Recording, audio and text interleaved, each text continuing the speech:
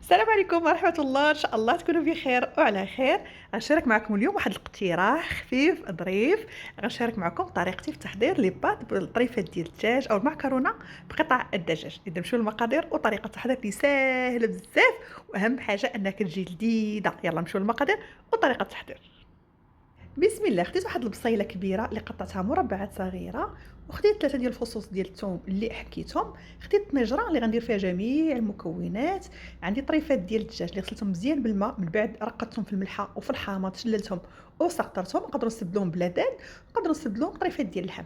درت واحد الملعقه كبيره ديال القزبر والمعدنوس، واحد 2 معالق كبار من معجون الطماطم، نصف ملعقه صغيره ديال الملحه، نصف ملعقه صغيره من الزنجبيل او سكينجبير، نصف ملعقة صغيرة من الكركم أو الخرقوم البلدي، ملعقة صغيرة ديال الفلفل الأحمر أو بابريكا، نصف ملعقة صغيرة مع أمراش ديال الإبزار أو فلفل الأسود، 3 معالق كبار ديال زيت الزيتون أو زيت المائدة.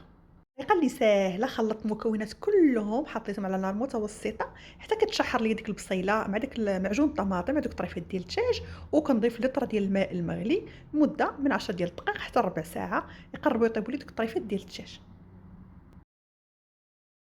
إذن بعد ربع ساعة قلبت الطريفات ديال الدجاج، لقيتهم قريب يطيبوا باش يكملوا الطياب ديالهم مع لي بات. خديت هاد النوعية ديال لي بات، نقدروا نستعملوا أي لي بات كتفضلوا، درتها في هذاك المرق. واحد الإضافة اختيارية وكتزيد واحد اللذة بالنسبة لي بات مع الطريفات ديال الدجاج، 3 ديال الفصوص ديال الثوم، واحد الملعقة كبيرة ديال القزبر والمعدنوس، واحد 2 فليفلات حارين اللي كيبقاو اختياريين، مدة ديال 10 دقايق فقط، وكتكون عندنا لي بات واجدة. بعد 10 ديال الدقايق لي بات ديالي موجودة. إذا هذا هو الطبق ديال اليوم، اقتراح للعشاء خفيف ظريف، بطريقة اللي سهلة ومبسطة.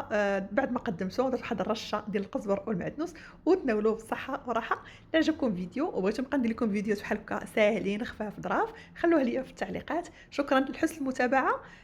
كنرحب بكم مرة ثانية في مطبخ رشيدة حزيم، وكنشكركم بزاف على التعليقات الزوينة اللي كتخلوا ليا.